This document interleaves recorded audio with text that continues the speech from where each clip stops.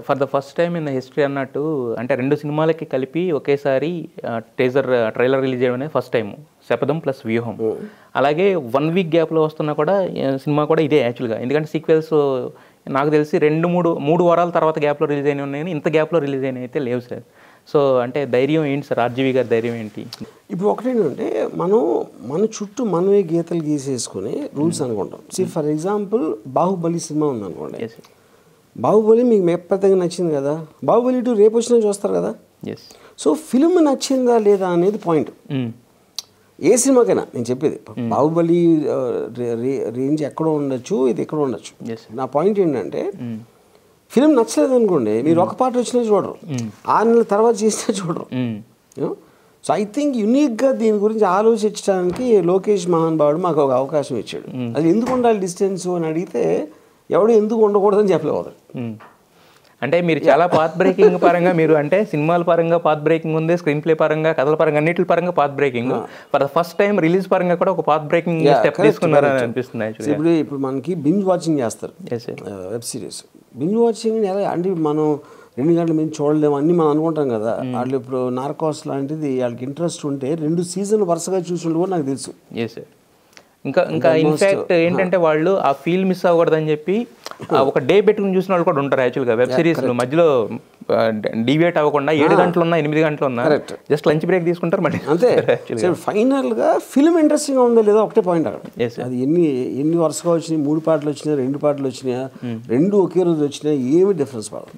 గతంలో నేను మిమ్మల్ని క్వశ్చన్ అడిగాను, ఈ సినిమాలో ఎవరన్నా కమెడియన్స్ ఉన్నారా, మీరు నాగబాబు కమెడియన్ అన్నారు కదంటే జస్ట్ అది కౌంటర్ కోసం అన్నారు. బట్ ట్రైలర్ చూస్తే మాత్రం చాలా ఇది ఒక వర్గానికి ప్రేక్షకులు మాత్రం ఫుల్ కామెడీ మూవీలని అనిపిస్తుంది. సో అంటే మీరు ఇప్పుడు నిజంగా చూస్తే ఇప్పుడు పాలిటిక్స్ అనేది సీరియస్ సబ్జెక్ట్ అనుకుంటే మీరు మీమ్స్ చూడండి, ఏదైనా చూడండి, ఇంక్లూడింగ్ పాలిటీషియన్స్ కామెంట్లు చేసేప్పుడు కూడా ఎక్కువ కామెడీ చేస్తున్నారు అందరూ. ఎంటర్టైన్మెంట్ అనేది politics has become entertainment, it's no longer serious.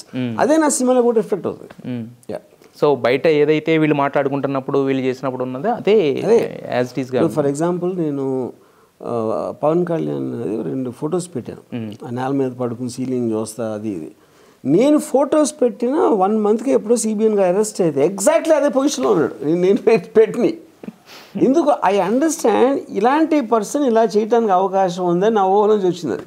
అది ఎగ్జాక్ట్లీ రియల్ చేశాడు. బట్ అంటే మీరు క్రియేటర్ అనేది ఇంకోసారి ప్రూవ్ అయింది. అంటే ముందే ఊహిస్తున్నారు యాక్చువల్గా మీరు జరిగిన చేయడం. Once you deeply study a person it is very easy to predict the psychological, అంటే ఎలా ఉంటాడు, ఎలా behaviour pattern, body language, everything you can predict. అయితే కానీ ఈ సినిమాలో మాత్రం అంటే ఇంతకు ముందు కూడా మీరు తీశారు ఇలాంటి సెటైరికల్, బట్ ఈ సినిమాలో మీరు వాడిన బాడీ లాంగ్వేజ్కి మీరు చూపించిన ఆ డైలాగ్ డెలివరీకి కొంతమంది ఇదవుతున్న ఫీలింగ్ అయితే కనిపిస్తుంది బయట నుంచి. అనుకుంటే ఇలాంటివి పెట్టారు కదా, అంటే అది ఇంటెన్షనల్ గానే లేకపోతే అంటే డిఫరెంట్గా ఉండాలని ఫీల్ అవ్వాలని పెట్టాను, లేకపోతే ఎందుకు పెడతాం కాదు సార్. అంటే కొంచెం డిఫరెంట్గా ఉండాలని ఇంతకు ముందు కూడా చేశారు కానీ బట్ ఇలాంటివి అంటే ఐ ఫీల్ అంటే ఇప్పుడు ఇంతకు ముందు చేసినవి అంటే ఆఫ్ కోర్స్ ఇప్పుడు కమరాజ్యం ఉందనుకోండి, అది ఇట్స్ ఎ ఫిక్షనల్ సెటైర్, అది it is not a true story at all, అది ఊహించి చేసింది. ఇది మీకు సమకాలీన రాజకీయాలు ఇవ్వాలన్నది ఇప్పుడున్న పరిస్థితిని యాజ్ ఇట్ ఈస్గా ఏ రోజుకి ఆ రోజు ఫాలో అవుతుంది స్టోరీ. ఇలాంటి ఎక్స్పెరిమెంట్ అనేది ఇంతవరకు హిస్టరీలో ఎవరు చేయలే, ఫస్ట్ టైం. అది ఫస్ట్ టైం.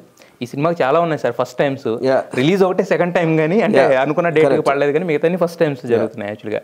అయితే టైం ఫ్రేమ్స్ ఏంటి సార్, అంటే శపథం వ్యూహం 2 టైం ఫ్రేమ్స్ ఏంటంటే? ఇప్పుడు వ్యూహం అనేది వైఎస్ఆర్ గారు పోయినప్పటి నుంచి and swearing in ceremony Jagan గారు first time 2019 correct. Second part swearing in ceremony నుంచి సిబిఎన్ గారిని జైల్లో పెట్టాం సార్. అయితే వ్యూహం అనేది మాకు క్లారిటీ ఉంది, అంటే 2014లో ఓడగొట్టడానికి ఎలా అయితే చేశారు ఇదంతా వ్యూహం. మరి శపథం అంటే ఎవరి మీద శపథం చేశారు, ఏం చేశారు శపథం?